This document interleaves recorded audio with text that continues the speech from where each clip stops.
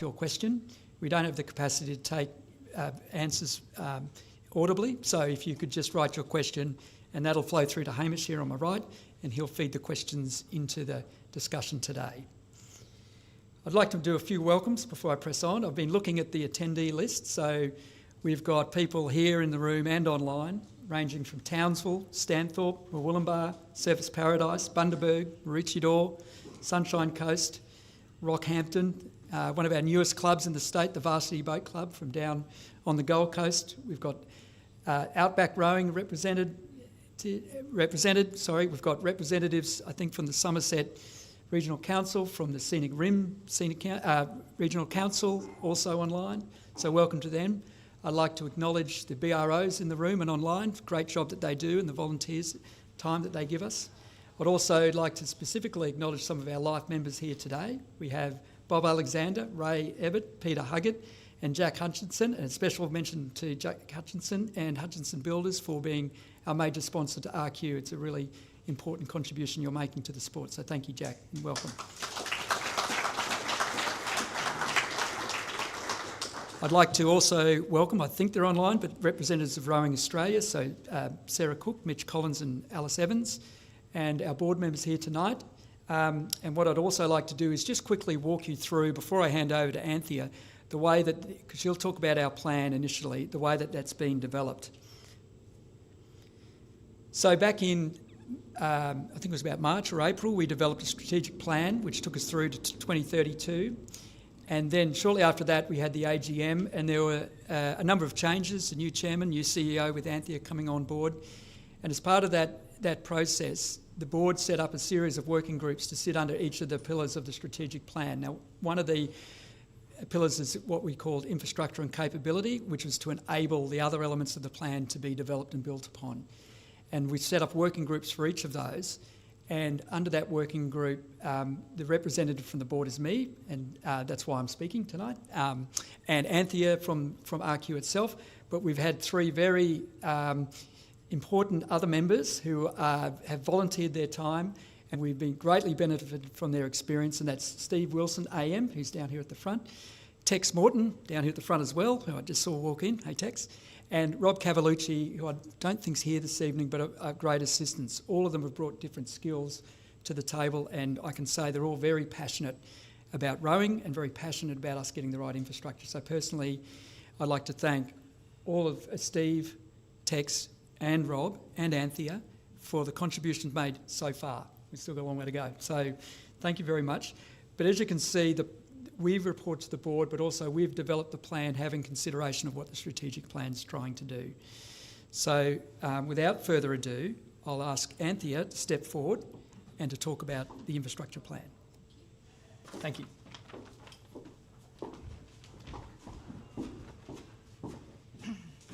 Excellent, thank you so much. For those of you that I haven't met, I have met a lot of people over the last 8 or 9 months. My name's Anthea O'Loughlin. I joined RQ as CEO in April of last year, and it has been a thrilling ride, I could say. We've had a lot of events, we've had a lot of rain, we've had a cyclone, we've had a lot of things that have occurred that impact what we deliver day to day. So we're learning a lot, we're setting ourselves up for success for the next 5 years, and this is where we come into our infrastructure plan. So to bring you back to our strategic pillars, these were launched at the AGM last year. So the 4 pillars are participation and people, infrastructure and capability, governance and commercial. And they all intertwine. Not one is more important than the other. So obviously participation and people, putting on our amazing events and growing our community. The infrastructure, we can only grow that community as we grow our infrastructure. The governance, we've had a lot of changes in the last 12 months, particularly around working with children and blue cards, so really supporting our clubs to make sure that we are doing all the right things to make sure that we are solid in our governance and in how we deliver our sport at a club level. And then of course commercial, how do we deliver our events? How do we make our revenue?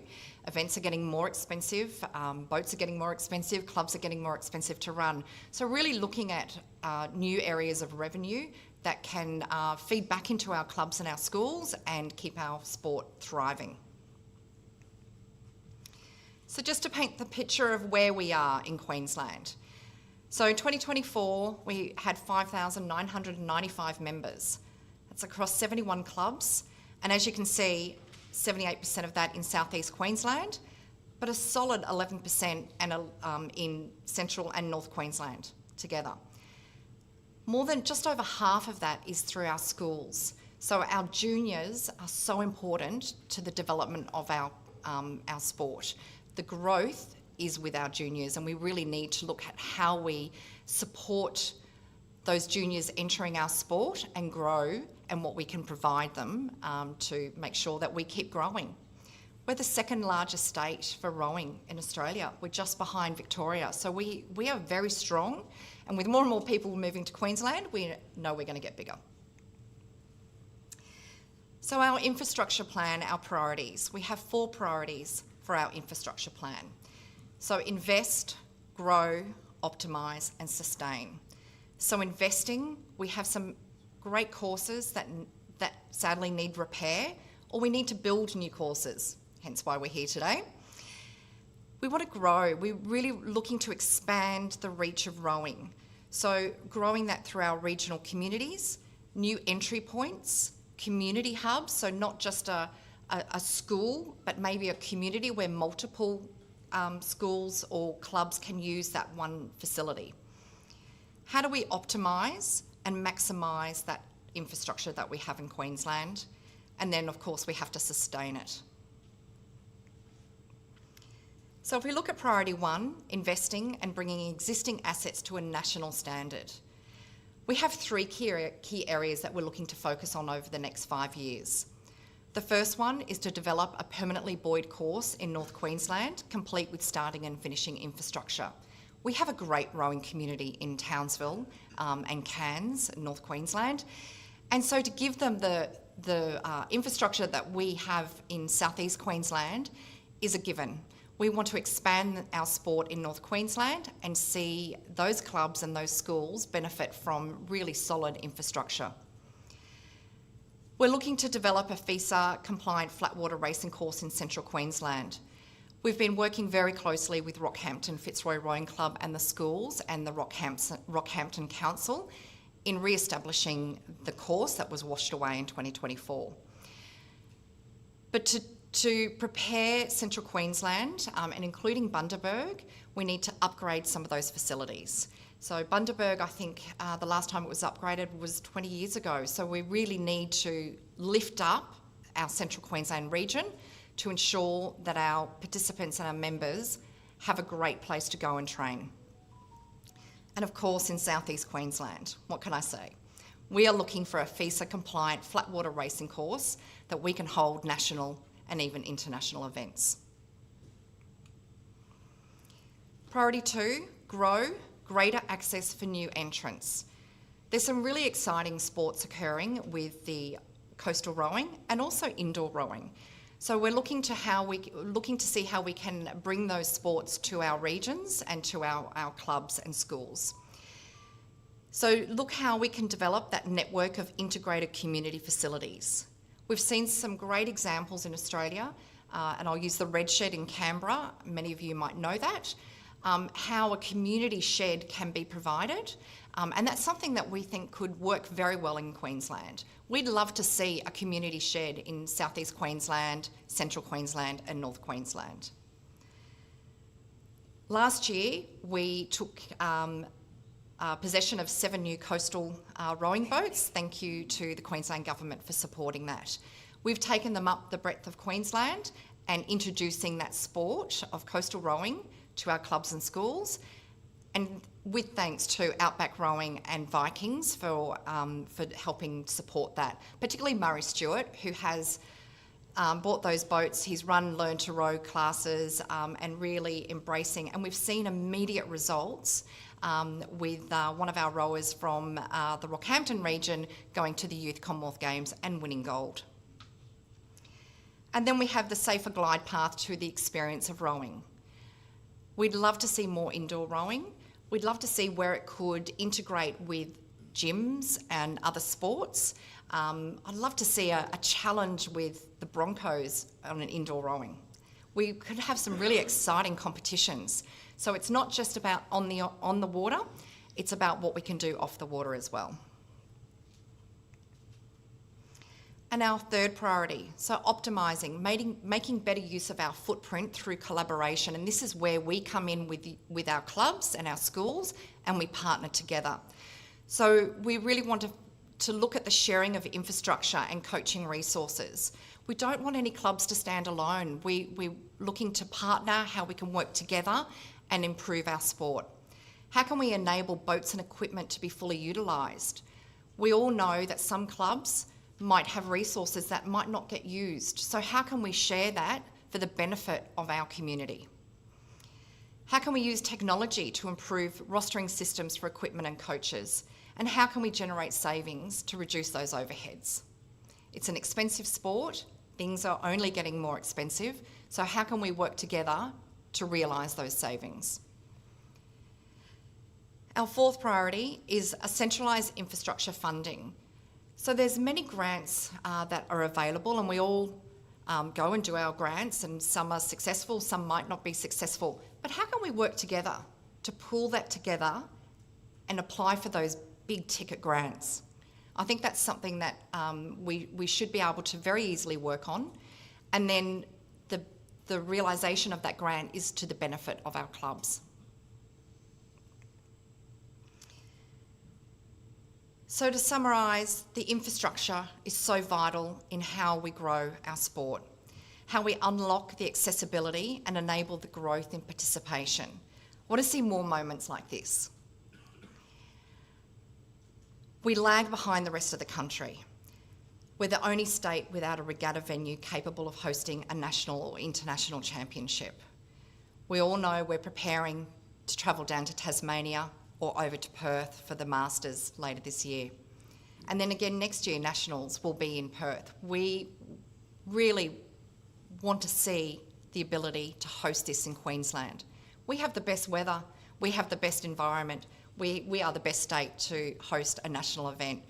So by working together and working on this infrastructure with partners such as Moreton Bay, City of Moreton Bay, we'll be able to achieve this in the not too distant future.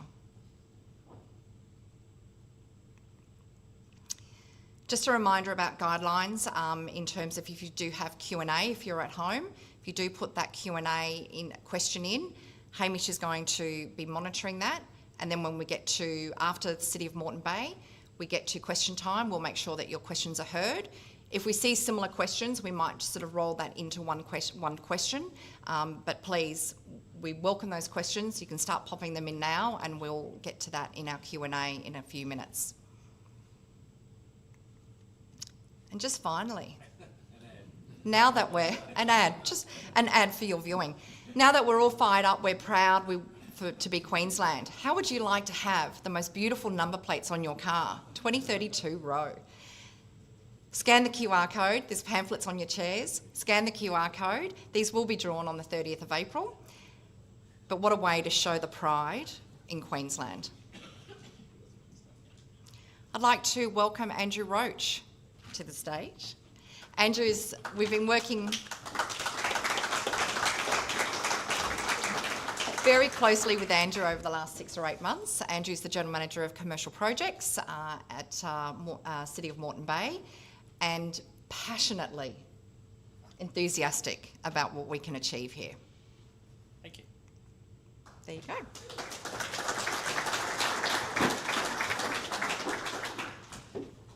Thanks, Anthea. I'd just like to acknowledge Councillor Jim Maloney, who's in the room. Councillor Jim Maloney's, this is what the course will be sitting in his division, so it was great that you could make it along tonight, because all the questions will come to you a bit later on. As Anthea said, Andrew Roach, I'm the General Manager of Commercial Services at the City of Moreton Bay. I've only been there a very short while, but I just thought I'd give you a little bit of background about why this project came about. You know, council loves reading the paper and the media, and we all get told that this is a last minute idea and chucked about, but this has been going on for quite some time.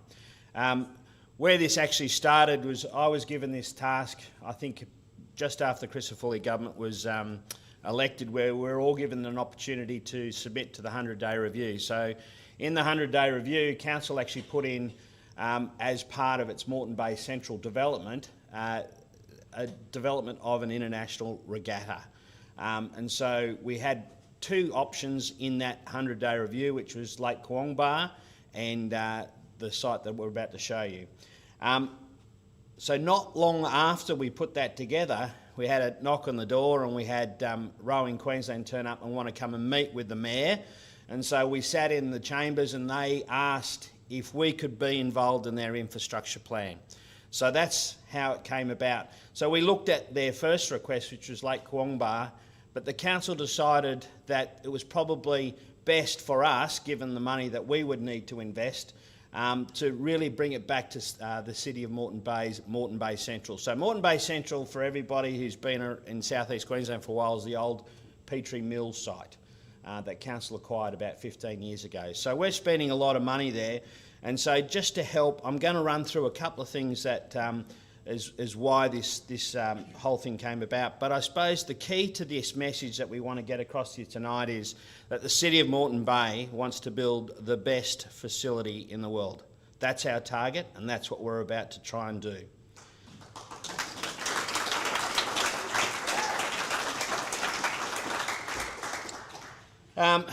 I think location is very key to developing such a facility like this. So where the facility sits, it sits very close to the Bruce Highway. It sits right on the main railway line that heads north, and I'll touch on that a bit later. But more importantly, it's only about 30 minutes in traffic from the international airport. So that's, you know, massive ticks for a facility where nearly every other facility that was thought of is nowhere near the same space. Of course, you want to come to the City of Moreton Bay because we are the fastest growing council in Australia at the moment, and we have thousands of people coming to our city every week. We will end up being, we're 500,000 people now. There'll be 1 million people living in our area by 2050. So we are building large infrastructure programs all over the place, and building an international regatta place like this of 250 million is just par for the course for a council of this size. So that's why I think it's very different to any of the other areas that we've been looking at. So why was it picked at this site? This is the old Petrie Mill site. Council acquired it about 15 years ago, but the key to this is the development that is happening right now. So what you see up here is the Petrie railway station. But the blue area that you're seeing right now is dedicated to the University of the Sunshine Coast.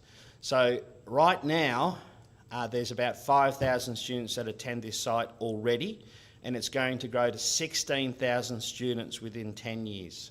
So that's a massive growth. So the blue area you see right there is 10.5 hectares dedicated for university. The red that you see up there is the new TAFE, and it's going to start construction in July this year, and there's 7,000 square metres dedicated to a new TAFE. That will be finished before the end of this Christopher government's first term. That's the commitment that they've made. And abutting both that, so you've got the university on the bottom, the TAFE on the top. We've got the Olympic Boulevard that runs straight down the middle. That's about 700 metres from the railway station. So that walk down that blue line will take you down to the already committed Olympic Stadium that we're building, probably for the gymnastics. We won't know that for a while, but it's a 10,000 seat stadium and it's about a $250 million build. So we looked at this and saying, we're spending lots of money on this site. What else can we put to it and make it more aligned with everything else that's happening in that space? So the university, TAFE, and of course the green building that we touch on there is also council's new headquarters for its expanding business. So we're putting our money where our mouth is by saying we're going to be in the same spot as all of this development. I'll just show you a little fly through of this development. So we're just circling in near the railway station here and onto the Olympic Green that will have a lot of activities for arrival of our guests over the 2 weeks of the Olympics and 2 weeks of the Paralympics. And you'll head down, that's the TAFE building just on your left there, and you'll come down the Olympic Boulevard that will have food and beverage either side of the road with plenty of trees. There's a pretty fancy fountain in the middle with 5 rings probably in it, maybe for the Olympics, I don't know. But you'll see right down the end is our Moreton Bay Indoor Sports Centre that had the Olympic rings on, which we're dragging people down. So Council's working closely with a number of potential users of this because we want to activate the site always. So everybody knows that there's challenges for Boondall and the like. Well, this site has been picked because of its proximity to the railway station and the university, that this is potentially going to provide so much more other than sport, but many other entertaining type facilities. So that's a nice little view of what we're intending to build between now and 2032. So there's some stills of the council building on the left and the new Olympic Centre on your right. Got that right? Yep, here we go. That's the nighttime view that we're hoping that people are using as they're going to and from the railway station after they've just been to the latest rock concert. I'm not sure. But I suppose we head into the things that matter to you guys now. That's Moreton Bay Central. So the key here, I'll yell, Petrie Railway Station, Launton Railway Station. That's 1.3 k's to the rowing. That's 1 k to the bridge to go onto the rowing. That's how close you'll be to public transport. So if something great like the Olympics was held there, the grandstands that we're building are up to 20,000 people. That's a pretty huge audience for something that probably wouldn't get that normally. So 20,000 is what we're aiming for. And here's the hero shot. This is what we're looking to build, the best in the world. I think I've got a challenge though. So you can see the Olympic Stadium that we're building in Moreton Bay Central is lined with a walkway with purple trees all the way down to the rowing and paddle centre. I don't know how we're going to do that purple trees all year round, let alone in July.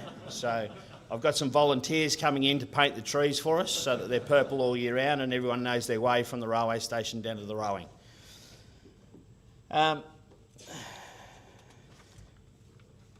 Okay, here's what it looks like with the design overlay. I suppose the key to this development is the joint venture relationship that we've managed to put in place. So Boral are the owners of the old quarry pits, right? So we've been negotiating with Boral now for close to a year, and we've now got MOUs in place where we've got the dedication of the rowing course to council now. It's done. There's some other private owners just to the west, and we've also got MOUs in place with that owner, and so they're already locked in.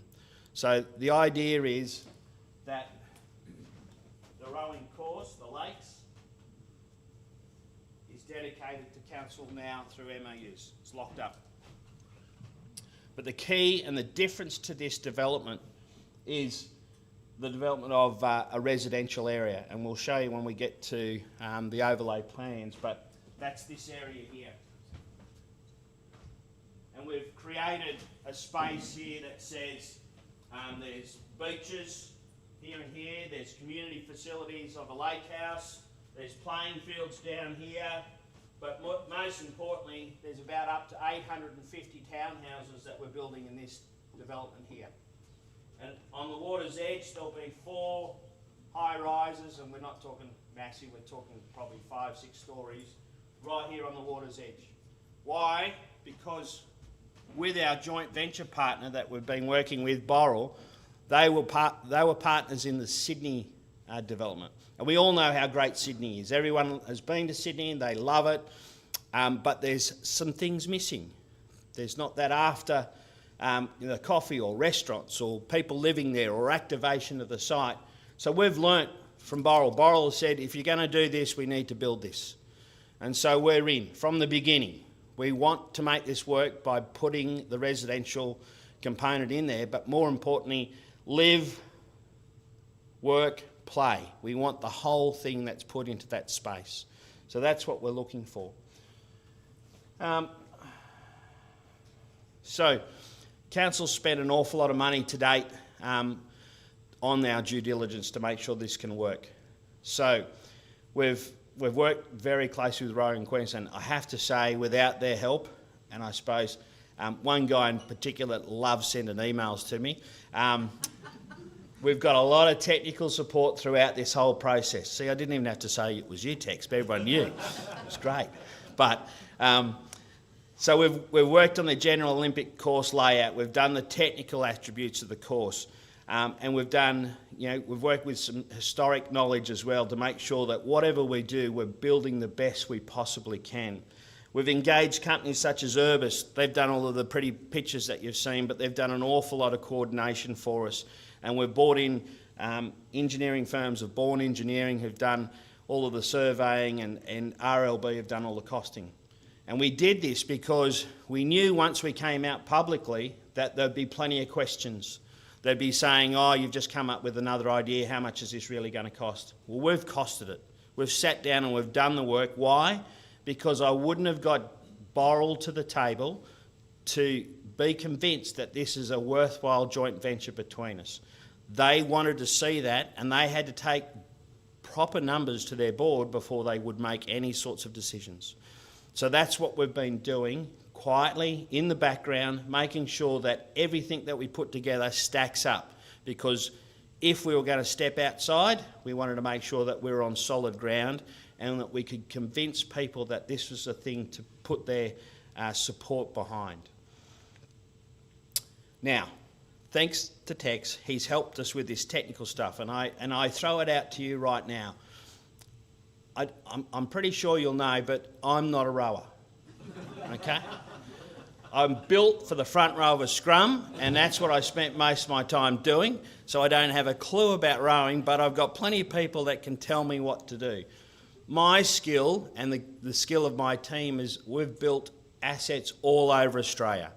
We've built every single sporting thing that you can think of. I've built buildings like this with playing fields out the front, and we've built things for Ironman challenges and car racing. I've done the whole lot. So building stuff's easy, but putting this across to the rowing community and the paddle community is what we're about tonight. We're here to engage with you, to help us with lots of these things. But I suppose the key technical points that makes this possibly the best rowing facility in the world is these things here. So I'm happy to share this with Rowing Queensland, and they can share it with all their members afterwards, this whole presentation. So you can pull it apart, get in touch with us and help us move down this path.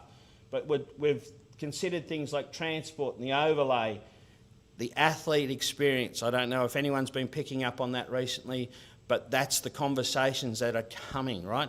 Because we're only 28 k's from the athletes' village, we don't have to build another one in the middle of nowhere. We are going to allow our athletes to have all the fun that they normally have when they're in athlete villages. There's lots of parking. You'll see this when we show you the overlay. There's lots of parking in this space. I'll get to that. We've done all the other technical stuff of wind and variable flows, depths. There are parts of this lake that are very deep already. I think they're over 15 metres in some of the spaces. But we will guarantee that it's 150 metres wide, 2.2 kilometres long, and it'll be well and truly more than 3 metres deep all the way along. So you're going to get those things. The other great things is, it's a naturally filtered lake. The water won't run out. It's right next to a water source. It won't have things like algae challenges, and it won't have all of those sorts of things because we're in the right spot. So let's just get to what it looks like. A couple of technical things. Here's the bathymetric stuff, if anybody loves looking at that. I don't know what it really means, but it tells me it's pretty good. And we've also done all the embankments, and so we've done a lot of study to provide the details of what we need. So I just wanted to show you that to say this is not a 5-minute job. We've been working on this for a long time, at least 9 months, and there's a lot of money that's already gone into this development. But here it is. This is it. This is the beach that I spoke about, the playing fields, the lake house, the 850 townhouses, but more importantly, the rowing infrastructure that goes with having the best thing in the world. This is key. The island that you see here, and we all know what Sydney's great, it's fantastic, but there's only, I think it's 4.5 hectares. Ours is 7.5 hectares. That's big. That can deal with international and national championships here. Car parks and all the support mechanisms that are in place, that's a massive difference. That's a game changer, that is, that island just there. So that's the sorts of things that we've worked through with our partners to date to end up where it is. A couple of other little things you probably won't care too much about, but we've thought about all the environmental issues as well. To this part here, which is part of our Moreton Bay Central Development, we've got an EPBC layer here for koala management. And in the time that Council's had that in 10 years, we've doubled the koala population already. Our joint venture partners in Boral want to extend this around all the way down to here to more than double the size that we already have, and the koala population management through there with proper conservation areas to manage all of that. So we've really thought about everything other than just infrastructure. We wanted to make sure that if you came there, like international competition, send them down and have a look at the koalas just around the corner, they won't believe you. So that's what we've also thought through. Last hero shot from me, get in early. They'll go quick, those units up the top. I reckon there'll be a few people in the room in there, won't there, Steve? And there's the beach, and we're working at the moment, so there's a guaranteed level 2 water. I used the wrong word there, but quality 2 water, which is, paddle, no problems. We're working with Boral now to get to level 1 so we can have swimming. Why? Because we think that this would be an exceptional facility for triathlons and any other sort of water sports like that. So that's another thing that we've thought about. Anyway, that's where I'm at. There's we'll be taking lots of questions, I have no doubt. But just remember that what we're trying to put together is the next 50 years of champions. That's what we're trying to build on this site for you. We're trying to build the best facility in the world so everyone wants to come to Queensland. And I'd just really like to thank Rowing Queensland for giving the City of Moreton Bay the opportunity to stand here tonight and talk to your members, and look forward to working with you on this great new project.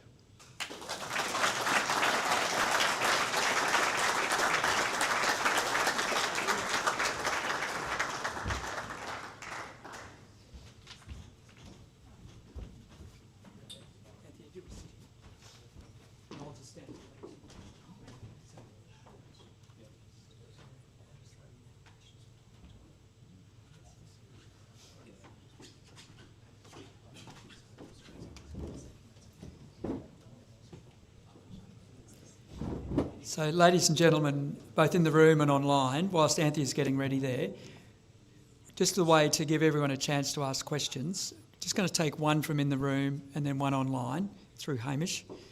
So it might be a little bit clunky, I accept, but if we could just be patient whilst we do that. And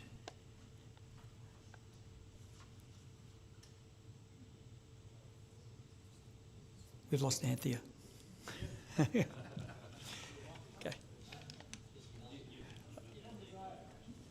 Oh, I should ask as well, we've got roving microphones, so that'll enable us to ask questions if you're in the audience in the room. And it looks like we've already got a question. Yeah.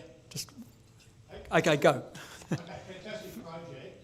Unfortunately, rowing's, this whole thing with Rockhampton has become heavily politicised. Is there a plan for working through those issues with the elected officials to make this thing happen?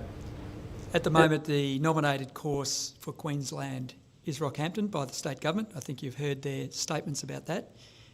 It's subject to a technical review, and we eagerly await the outcome of that technical review, and depending on that decision, we'll work with the relevant state bodies, state government officials. Don't think, Phil, we can say much more than that at the moment. We've just got to wait for that decision. Online? Sorry. What's the project timeline and has funding been secured? Okay, so the question is, what's the project timeline and has funding been secured? Andrew? Timeline is we'll have it finished by beginning of 2031 if we can start work very soon.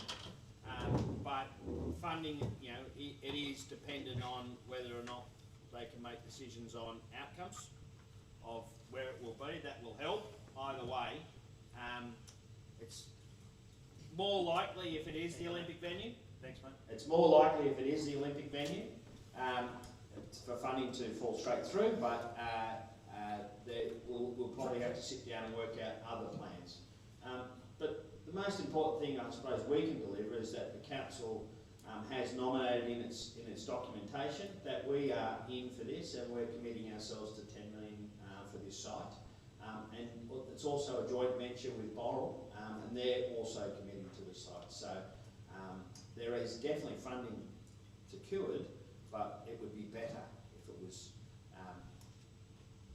that decision was made by international road. Thanks, Andrew. And I think it's part of the challenge for us in the room is that we will continue to work with Morton in terms of this project to help them to advance all those discussions. Next question in the room. Anyone in the room? Sure. This lady over here. Are you hoping that the school competitions will be held at the venue, the new venue? Yes. And will you be putting infrastructure in place to help those schools fundraise with their catering? It might be a bit too detailed right at the moment. Haven't thought down to that level, but I assume it'll be similar, Anthea, to the arrangements where we try to help now. Yes, so schools, many of you might know if you've been a parent, host the canteens at the GPS and BSRA regattas, and that is used for fundraising for that school. When you do have 1,000 athletes, 2,000 or 3,000 parents, there's a lot of hungry people there, and that is something that does support those programs. I'm sure one of those tents will work for you.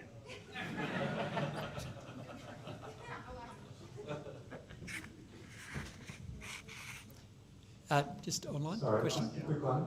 Just wondering in terms of the timing of this announcement, why have you announced it now rather than waiting for the IOC to make a decision on the preferred course? Really tough. Good question. Excellent question. Tough one to really detail, but I suppose council has spent a lot of time with Rowing Queensland. We've spent a lot of time with Boral. There was lots of discussions about when and where we should do this. Given the amount of work that we'd put into this process, we wanted to make sure that it was out. And the reason, it's quite a simple reason, is that the 100-day review and the one before that, the 60-day review by Graham Quirk, both recommended that if Rocky didn't meet the requirements, it would go to Sydney. And we'd spent a lot of time and effort, and nobody knew about us. So if nobody knows about you, and then they say, this one fails, it goes to Sydney, it may have been too late. We're unsure. So the advice that we took, and we provided the Mayor and the Council, and the Mayor and the Council considered it only as recently as last week, wasn't it, Councillor? So this has happened very quickly. We considered it on Wednesday, and we decided, no, we needed to go out and let everybody know that this is an option, a viable option. We've done the work, here's the work, and we now wanted to provide it to the people that matter, you, to become advocates for this, to make sure it doesn't go to Sydney. I suppose that's the best way to say it. Okay, we'll go online. So, For someone in the rowing community, what can be done to support this to get to happen? did everyone hear that? Yeah. So for someone in the rowing community, what can be done to support this? Andrew, I think you'd love to answer this question. Excellent question. Love that one. Thank you. Whoever that was online, thank you. Look, this is no different to any other facility that I've built anywhere else in Australia, is that if you want something to work, it has to come from the people that are going to use it. You need to become advocates for us. We will do all we can. We will provide the best data and the information and the costing and all that sort of stuff. That's what we do. But where the pressure comes is from the users, from you guys advocating, pushing strongly towards your elected people, because they're the ones that make the decision. It's like, Jim has this same problem every weekend going to the soccer. They say we need a new change room. What do, Jim? They give you a hard time until you find the money so that we build them a new change room. This is exactly the same thing. We need the rowing and paddle community and any other sport that's going to use this facility to push and support and say, look, we really think this is required. I watched your infrastructure plan that Anthea just put up. I think we tick a lot of boxes in that for you guys. So, that's what you want. Here's the plan. Support it. Yeah, can I just add to that? Yeah.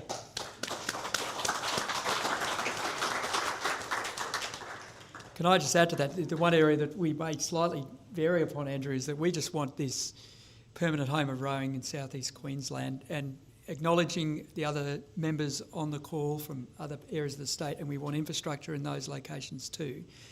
But we need a permanent home where we're not moved around. It's national standard. We can have national championships here. We can have international championships here, where it's our own water, or it's the council's water, but we're not subject to floods or rules about dams, etc., that have to be followed because of operational requirements.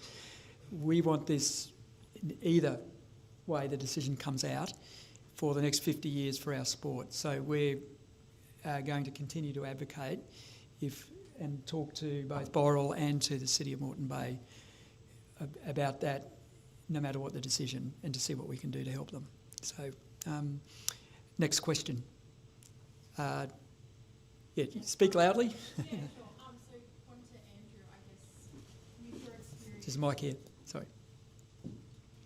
With your experience outside of a Olympic funding event, I've seen the Deputy Premier. Maybe he doesn't look like his character's going to fall on the sword in decisions very soon. But I mean, option B, what do those funding sources look like? Like outside of an Olympic government type funding scenario, could you just take us through what it looks like to rally behind local council, etc., to generate those funds? Like any success stories in the past? Yeah, look, the City of Moreton Bay sees this as a great opportunity to build a fabulous community area with an area that would not necessarily look like this in normal conditions. So gravel quarries are fantastic. They provide us the resource that we need for our roads and concrete and all that sort of stuff. But when they come to rehabilitating them, they don't necessarily look fantastic, and they just do the bare minimum, because most of these DAs that were approved were from 1960 or 1970, when the rules weren't as stringent as they are today. So we saw this as an opportunity to say, listen, this could be a really great outcome, and how we're working with Boral is to uplift the residential development component. So at the moment, if you wanted to build down there, you could probably build about 200 blocks. This is a significant uplift from 200 to 850. That's huge, right? So that, we're hoping, is the key to getting an outcome longer term if we can't land the Olympics, right? That's no guarantees, right? As with any developer, I'm pretty sure I can see a couple of developers in the room. Sometimes it adds up, and sometimes we'll sit on it for a few years until the market turns around, and then we'll build it or something like that. So, those sorts of things will prevail if we don't land the government grants that you need. But that aside, many other sporting facilities. I was talking to someone earlier. I was looking out over the rugby oval, and I said I built a rugby club in Bathurst, and it's still pretty good. I think they still have Country Week played there all the time, 2 ovals, and we had no money as the Bathurst Rugby Club, and we built this great facility by leveraging corporate partners, which is a possibility, but it was also working out grants on a regular basis over 10 years. And if you go and look at that facility now, that was built with no real government money, and it was built, it's a fantastic facility, and it's one of the oldest rugby clubs in Australia. So I, been involved with something that had no money for anything, but now everything goes and is played down there in country New South Wales. So there are always pathways. I think, having spent 9 months and lots of our hours for the last, every conversation's been about this. This is an awesome facility. I don't think, I've even looked at things at Beijing, which, Sarah told me to look at, which is awesome. But we don't have Beijing money, and we don't have this money. But you could have something pretty spectacular right here in southeast Queensland that supports 78% of your members already. And I'm pretty sure as we grow from 500,000 to 1 million, you'll find a few more rowers in that lot. Thanks, Andrew. Question online. What consideration has been given to the long-term operational cost of the facility, and who is the ultimate owner and manager of the facility? So this is a question about the operating model, who's going to own it, and how's it going to fund its costs? So as of yesterday, Council received approval to set up a beneficial enterprise. So we will probably have this sit within a company structure, so it's not within Council. And that will be so that we can sit above the facility and run it so that multiple users can come in there and it's not just one. So, with all sporting organisations, they struggle for funds, like regular funds. Council has been sitting down and working out the model of how we'll fund this, because maintaining something like this and all the bits and pieces that go with it requires significant funding. We are considering things like the rates that we will collect from the 850 homes nearby and capturing some of that to help fund this, and also corporate. We've had 3 or 4 corporates already come to us, and we only announced this last Thursday. Have already knocked on our door and said they want to be part of this process. So that's a great sign, and we'll sit down in this incorporated model, company model, and we will manage it through that so we can allow multiple users come into the site and maintain the facility for 50, 60 years. Thank you. In the room. Kerry? Oh, sorry, Peter, I'll come to you next. It's a question probably for Anthea. Going back to your earlier presentation around infrastructure outside of South East Queensland, obviously there are legacy opportunities that the Olympics bring. Lots of opportunities for training from other countries coming in preceding the Games. We don't need 2 Olympic standard facilities in Queensland. We can't sustain that. What is Rowing Queensland's plan, statewide, for making the most out of the legacy opportunities that will deliver for regional communities as well, and also for South East Queensland if it does continue to be an Olympic standard facility in Rockhampton? Yeah, absolutely. So if you recall the 2000 Olympics, there were a number of teams that trained in Queensland, in Rockhampton, in Brisbane, and that provided some significant upgrades or investment in infrastructure for those clubs. We have already been contacted by one of the major countries. I think they might be online today. So one of the major competitive rowing countries, and they have been out to Queensland to have a look at training facilities. Our plan is to, rather than have countries contact different regions separately and everyone's sort of doing their own thing, we are looking to develop a portfolio that we can then promote to those countries about training in Queensland, and then match up the best sites with the countries for what they need. In the conversations with this country that visited, they were looking for a team of about 50, support staff of about 20. They were looking for a good body of water. Their requirements were how much water could we have to row on. The secondary requirement was accommodation. It wasn't 5-star hotel, it was shared accommodation. They wanted to be within 20 minutes of a course, and would then look at things like gyms and services. So taking a proactive approach as a state and promoting those facilities. I had a conversation with Murwillumbah only at the state championships, I think it was, to how we promote our state to these countries, and that's what we'll be working on over the coming months. I think my question was also relating to how you're engaging with state government to actually, Yeah. Get access to funds to implement these Abs- upgrades, because obviously there's going to be plenty of opportunity for that. Correct. So we have a very good relationship with our sports minister and the department there. They have recently supported us in some urgent repairs that were required for Warralong following a storm in October. We are talking or listening keenly about when the announcements about training facilities and investment will occur. There have been some already, and there'll be a process of putting forward submissions, etc. Probably, not that it's too early, but I'm expecting we'll start hearing more from the government about that due process. Probably likely because they haven't finalised the technical assessment of Rockhampton. We haven't got to that next stage about training facilities yet.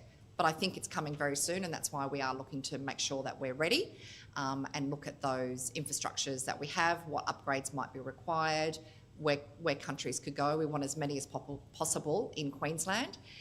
I had a conversation with the president of World Rowing last year, and whilst he said the Olympics is obviously fantastic, the impact of a country training with a club or in a town is so significant to that town. They're there for weeks on end, not just 5 days, and they integrate themselves into the community. And it's that impact that has a lasting legacy, and that's what we're looking to capture as much of as possible. And Anthony, if I can just add, Gary, that infrastructure plan that you've seen this evening, that's been presented to the state government and discussed in terms of all the elements, including the permanent home of rowing. Correct. So we've had those dialogues. And the opportunity, yes, it's a real one to add another potential funding source to the infrastructure mix, apart from the normal systems that we sit here and face today. So we are looking to leverage all of those sources as best we can. I think it was online, and then Peter. Yeah, what thought has been given to the athlete, spectator, parking trailer precinct in regards to boat movement, trailer parking and car parking for spectators? Okay, so what thought has been given to the trailer park and car parking facilities for spectators and athletes?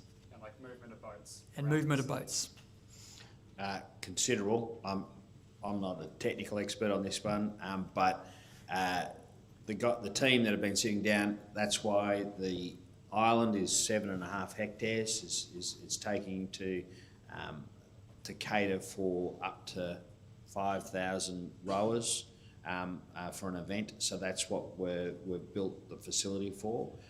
There's significant overflow car park. I suppose I probably don't. It's on the latest slide. I suppose the one where if you go down a few more times, one more. Yeah, that one there. So there's temporary car parks here. That have already been built into it, and the playing fields at longer term, if we had a supersized audience, that would also. So we've built quite a considerable amount of car parking, trailer movement. We've done our traffic study of how to move people in and out, and that's come from all of our partners that have been helping build this, which is Urbis, Bourne and RLB. Yeah, and I can add to the questioner that the focus of the car park and the trailer park took up a lot of time in our discussions as well. So we've paid a lot of attention to the logistics of that, and in particular, if you're going to get, like Andrew said, an Australian Championship or World Championship where you've got over 2,500 athletes and boats of that number. We've fed all that into the system, and that's why that island's a bit bigger than the one in Sydney. It's Peter. Sorry. I think you've partly answered my question as far as ownership is concerned. My question is... Oh, sorry, Peter. Thanks. Rowing Queensland currently conducts roughly 30 odd regattas per year at Waihala.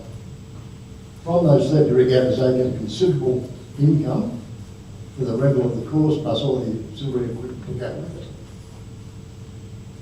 With this new development, will Rowing Queensland have the ability to rent the course out and maintain that income? Or without that income, I think that would really struggle financially. Yeah, look, most of that stuff's still being considered. I mean, we haven't worked through those details just yet. We were focusing on the capital expenditure. We've worked out, you know, having come from other council areas, we've worked out models of how you run these sorts of facilities. That's what the incorporation and stuff is about, because it's successful. I think there's a really good example at, say, Clem Jones down the road. There's a trust, Clem Jones Trust, that runs about 7 or 8 different sporting facilities down there. So it's the same sort of thinking as that. And each of those associations, whether it's hockey or cricket or rugby league, they all get to still make the money that they require to buy the, you know, the shorts and the socks and all the bits and pieces, which is not different to what you're saying here with Rowing Queensland. You need your income to still flow through. For us, as the owner of the asset, we want you to be successful, because we want you to keep turning up every week and using it. And if you don't have money in the bank, you won't turn up and use it. So that's what we will be doing. That's what councils do extremely well, Australia over, is that we, probably not all of them, but some of them, is that we do well, is that we make sure that our sporting associations that are using our facilities are supported so that they've got longevity. So Rowing Queensland would have to forward book their usage over a year to make sure that Forward book, yes. And Peter, just to add to the answer, from an RQ perspective, what's been put up here, if it goes ahead, it'll be a different operating model to the one we have now with Wairaralong. So yes, RQ would have to look at its operating model and reconfigure and restructure its business, I guess you could say, to align with that. But having said that, it wouldn't be too much different to operating models of rowing sporting bodies in other states, which operate with similar models in those states. And you might also have a reduction in cost and risk as well.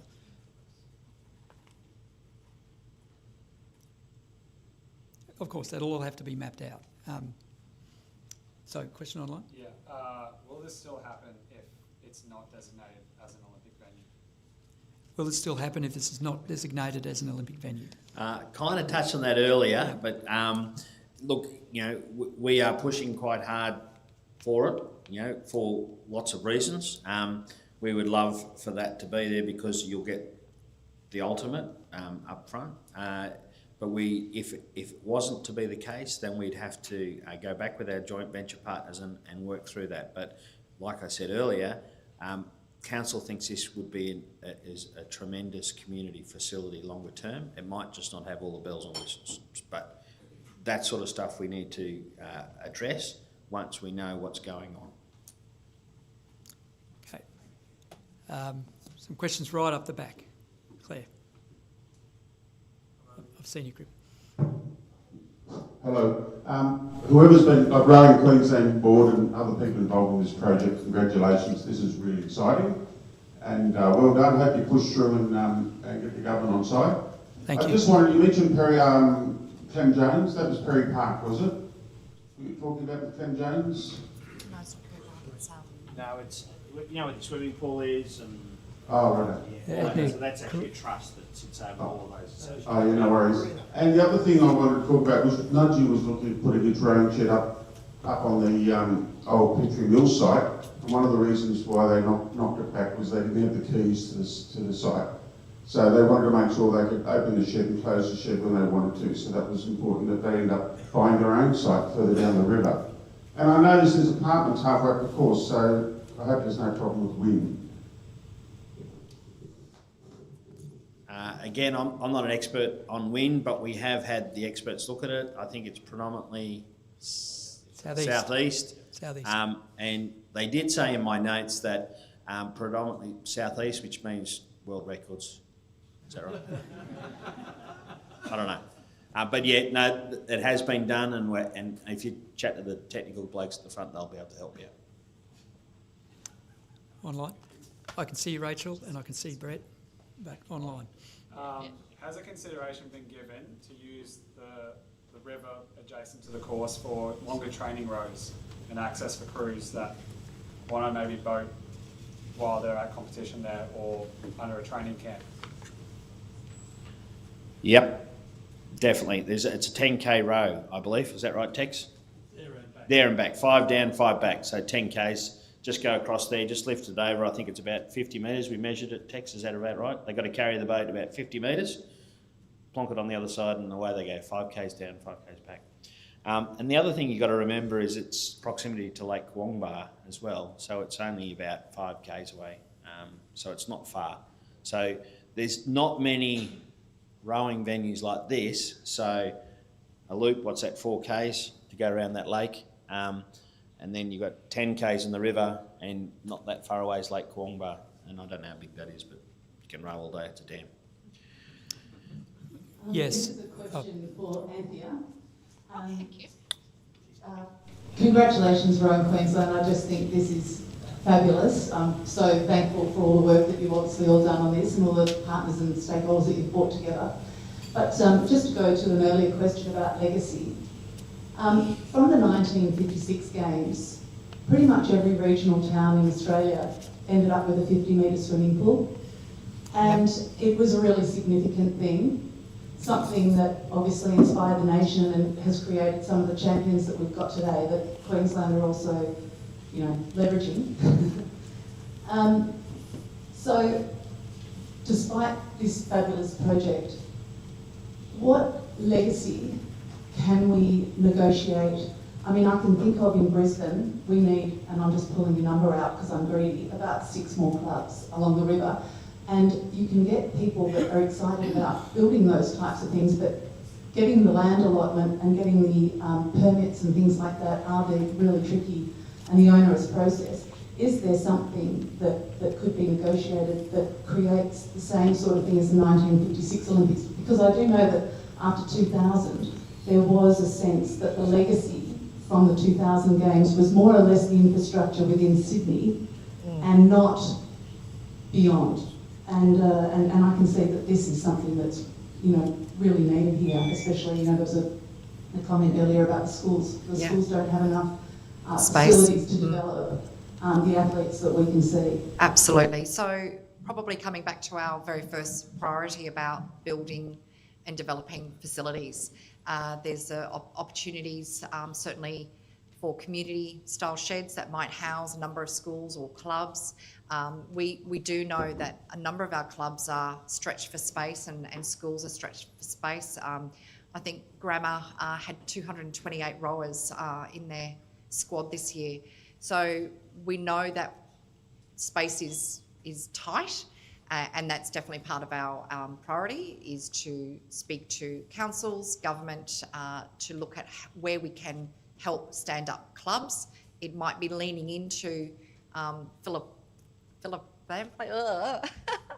to donations from goodwill people that would like to support us.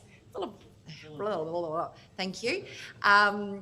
That is something that is certainly a focus. I know Angus and Simon, our chair, have had some great conversations about a green shed and how we can look at those community facilities. But it's something that we do need to expand across Queensland.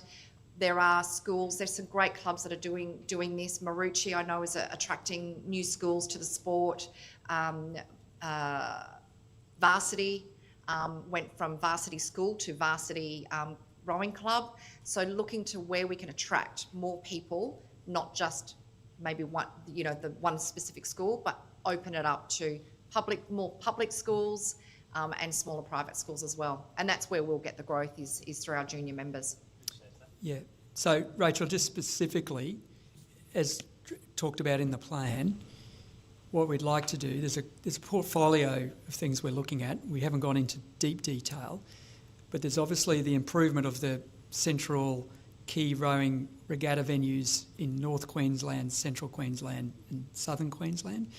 Complementing that, we'd like to build a network of what we're calling community sheds, which Anthea, because I think one of our challenges as a sport is we're not seen as grassroots, and the ability for state high schools, tertiary colleges that don't have rowing facilities. I mean, most of our entry points have been through those in our respective schools and universities. If we can expand the ability of those kids, like they're doing at Red Shed, like they're doing at Centenary, right, at River Hills, if we can actually create and build, that's the discussion we want to have with the departments about helping us to build those assets. On top of that, that mention of the centralised funding area is to help us coordinate and deploy funds to those projects. But also, it's not just government grants either. We'd love to get philanthropists in from local areas, such as John Gasson has done in Canberra. We're not talking about the size and scope of his project. We're talking about more economical type of scale. But if we could get people from Rockhampton or Bundaberg or Townsville and Cairns who want to see the sport grow, give access to kids, give the benefit of their youth, the benefit of the wonderful sport of rowing, that's who we want to talk to. So we need to talk to all of those particular stakeholders to see if they can contribute and centralise the fund. That fund's built off a model that's worked successfully in Football Queensland. So we're just trying to piggyback off the back of that concept as well. And in terms of Brisbane, yes, we're hoping to have a meeting with the Brisbane City Council soon about setting up some sort of rowing precinct, which not only enables more shed space to be built because everyone's at their full capacity, but also promoting rowing by getting it more visible on the river. Notwithstanding that means dealing with city cats, I understand, but just promotes the sport. So we're looking to have those conversations in the next couple of months. Angus, can I just add to that? I'm here. Oh, sorry. Councillor Peter Flannery, our mayor, he was very big on this at our media launch on Thursday last week, Friday, anyway, moving fast.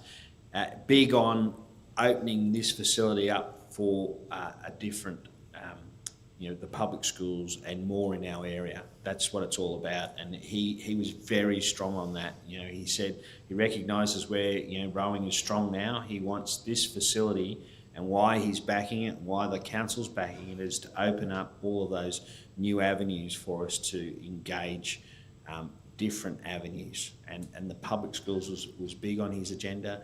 But there's a number of sheds that we're building here. When we first sat down and started working out numbers and all those sorts of things, we were working out how we could rent those sheds out and build really large sheds so lots of boats can be stored there, but you can have multiple clubs, multiple public groups. You can have as much as you can there, because that's, no one likes dragging their boat 10, 15 k's just to get there if they could just have a space and take it straight into the water. So that was big in the thinking of this facility.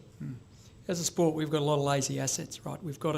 That's the point of optimising. Let's find new ways, innovative ways to make sure we use what we've got so we don't have to be asking for money all the time.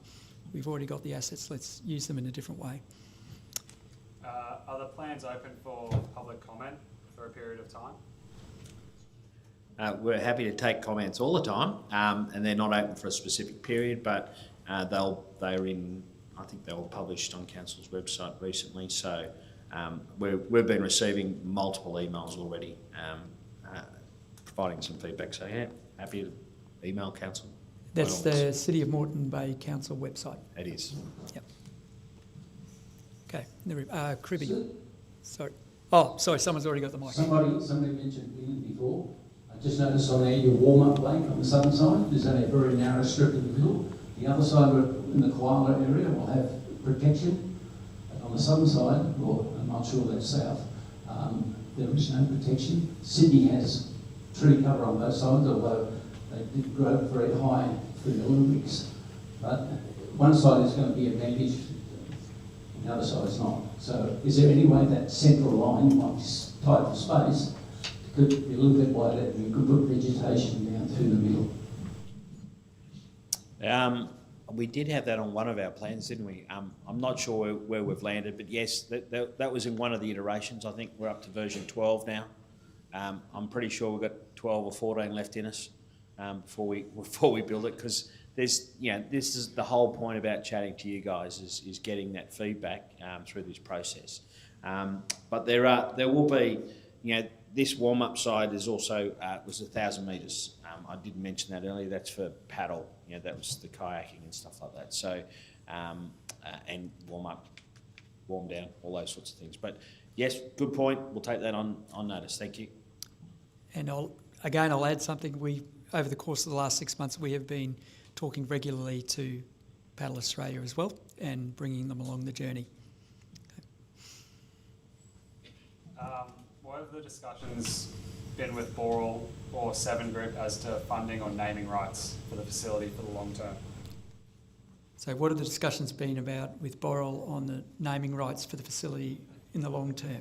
That sounds like a commercial in confidence question, and certainly nothing that I can answer at this stage, but Boral are our joint venture partners.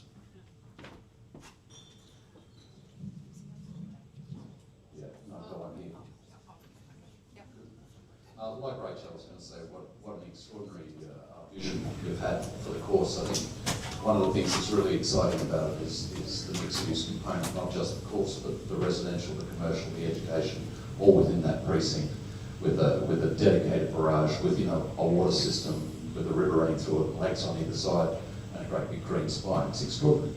My only concern is around the legacy if this does become the Olympic course. Fantastic for South East Queensland, fantastic for Queensland, Australia.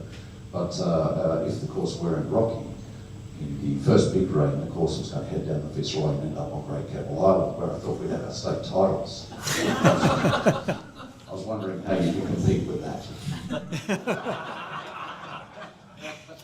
I think Ladies and gentlemen, Lockie Meehan. Is that a flooding question? I was prepared for a flooding question. So the flooding question, obviously, this is not in the major flow. There will be, as in most big flood events, there will be overland flow, but the facility is going to be built up quite considerably.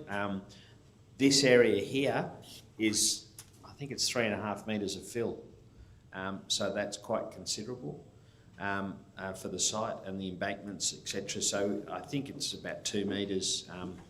Again, technical blokes at the front will be able to help you with that, but it's certainly, we have taken that in consideration, and when it does flood, the main flow will be down the river, and this will be less obtrusive. We've seen not connected to the river. We've seen Sydney flood on numerous occasions. Yes. Quite confident that won't flood. It will flood. 2011 it flooded, but that was with the release of the dam. We had an issue with release of the dam up. The dam is only 3.5 k's, I think, up river, and it's there for a flood control. And there was an issue in 2011, and they've learnt since that 2011 incident, and we haven't had issues since. We've had a couple of. That's right. Sorry. How far has the water got to rise before it floods? I'm not sure. Do you know that answer? Yep. Chris, no. Ask Tex afterwards. He'll help you. He's got all the details. 2 metres. There you go. If this facility goes ahead, is there a priority for new schools in the local area to use it? And will this take priority over the existing schools who need a competition venue? That's a good question. We will be catering, the model that we're intending to put in place is to cater for everybody and encouraging new avenues, right? So that's, if I have seen in the past in other sporting areas where a facility is built for one and no one can get access to it because it's closed down. The intent of having the model that we want to have in place is multiple people to have access and have control that way. we've also got 3 school series of events, so GPS, BSRA and our South East Queensland associations. 6 weeks, 6 weeks, 4 weeks. There's still plenty of weeks in the year. Our calendar, we do have a working group for our calendar and events, and we are always looking at how to fine-tune or change to meet the market on how events can be run. So events that are in the calendar this year might be different in 5 years' time. Who knows? It's always evolving, but we do know that we do cater to a number of different school events, and we've got plenty of weeks in the year, as well as our masters and some university. Every second or third year we get the uni games up here in Queensland. So I think there's plenty of weeks in the year. And we should add the versatility of the whole region. So we've got this site, we've got the North Pine River. I know Nudgie's already built their rowing shed there. And we've got Lake Huangba as well, which is Pine River's Rowing Club is already located there. So in terms of providing access to water bodies for training and the regattas, it's well serviced. Sorry, go ahead, Brett. You meant clearly there's probably some funding gaps in it so far, but that's what all this time's about. Do you see sort of other commercial partners trying to help, and how could we help? Potentially, is there, what opportunities are there? We'd love to have, no doubt, probably love to have someone like a Bunnings and Rob Scott at West Farmers say, let's put a Bunnings here and help fund the commercial thing. There's other things around the place. That's a very good question. And Anthony has already introduced me to a corporate partner who wants to speak to us about being involved in the facility, but not dissimilar to something, where are we now? Just bit further down the road, West Rugby Club, how they've got Q-Scan and all those sorts of things. We're already investigating how we can put allied health attached to all of our sporting associations that are indicating that they might come if this facility is built. So if you've got all your rowing associations, your paddle associations, a tri or any of that sort of stuff, if we've got allied health taking up space on the second, third, fourth levels of these facilities, that's how we're already considering how we make those sorts of things work. So it's the same sort of thing. What response has Canoe Queensland had from this facility? I can answer that. They've been walked through the plans. They've seen the plans. So they're, I don't want to put words in their mouth, but their responses have been supportive, and they can see how it would work for them as well. So there is an alignment there in terms of it working for both paddle and rowing at the moment. Steve, don't ask. This is going to be tricky. I won't ask a curly question, but I'd like to address the legacy question and just say this, that firstly, if we don't get legacy out of the Olympics, then we fail. So, that question, that point you made was so valid. But when you think about legacy, and you also think, what is it that attracts people to our sport, apart from the fact it's a great sport? But also, what are the things that prevent people from coming to our sport? One of the factors, of course, is that we're an amateur sport. So we don't generate, we can't cut a broadcast deal like the football people can and others. So we're always, to a degree, going to be dependent upon putting our hand out to government and persuading them. Now, we can do more than that, and there can be sponsors, without doubt. And if you've got something that's the best in the world, which this will be, we can go through all the criteria. It's physically beautiful, it's great water, it's proximate, it's got all those wonderful things going for it. Then your ability to achieve finance is massively different from if you don't. Now, let's just say, where have we gone wrong in rowing? And I'd say the two biggest impediments to rowing, to getting more participants, are accessibility, meaning how easily can you get there? How long does it take to get a boat there? Can you go and just do it for a while, or is it a whole day? All those kind of accessibility issues. What happens if the road to where you're going is clogged up? Is it a windy road? Yada, yada, yada. Let alone is it 8 hours to Rockhampton. But the other thing is visibility. Now, when the only time we won the King's Cup, there were, I think, 500,000 people lived in Brisbane and 110,000 people watched the race because it was in the middle of the city. You can't put competitive rowing on a strong tidal river, but to be so proximate will massively improve the number of people who go and watch races. what that does is it means more people want to take up the sport. Now, we've already started to have some conversations with, not so much so that they wrote a letter supporting the proposal of moving into the Moreton Council region into one of the reviews. So, they know about it. One of their areas of specialty is sports science, and they seek, like every organisation does, to have a point of difference. So they want to be strong in sports science. So with the accessibility and the visibility and having something that's the best in the world, your ability to create interest in our sport, attract more rowers, and the way you get money out of government is show your participation numbers. You show that A, you've got growing participants, B, that you've got genders, gender equality, you're heading towards gender equality, which we have. You show that you can do it when you're young and when you're old, which we can deliver on. But you also show that you're not only for one particular economic group, namely private schools. So it's very important that we keep strong in private schools, but broaden out. With all of those things, if we can't get more money, we're dead at them, from the brain up, right? So it will come, without doubt. This legacy will be epic. That's what's so great about it. Then you can go and say, hey, listen, we need something good up in Townsville or Cairns or all these other places. We need more facilities on the Brisbane River, to your point. But look, now there's 78% of the rowers are in southeast Queensland. If you're going to talk legacy, game over, that's it. And southeast Queensland's going much more rapidly than anywhere else. Thank you, Steve. Ladies and gentlemen, we were looking to pull this to a close at 7:30, so we'll have a couple more questions, but just to let you know, with the questions that haven't been answered online, we've no doubt got those. We don't? No more? Oh, we've... Excellent. Is Right. that a young man down Yeah. here in the green shirt had a question? Yeah.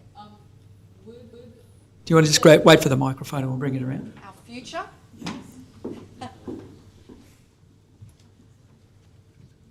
Would there also be companies, like rowing boat companies involved to make it easier for schools and clubs to get boats? Because it can be quite difficult to get boats, way more expensive than other countries to get boats to the clubs and schools. Yep, really lovely question, and I know some of our schools work very hard to raise those funds to purchase boats. I can't speak for the boat manufacturers, but definitely I think that growth in the sector would be something encouraging for them and something that we can help schools and clubs look at in the future. We could find some land to build a factory across the road. Build a factory, exactly. And about Bunnings, if we had that down the road, Dave would be so happy. He wouldn't have to be running to Bunnings all the time. Quite close. So any other questions in the room? One more up the back and behind you, sir.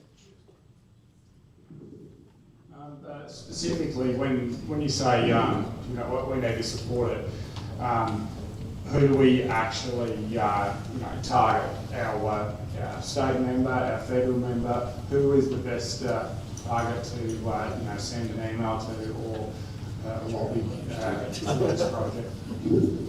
That'd be your state member.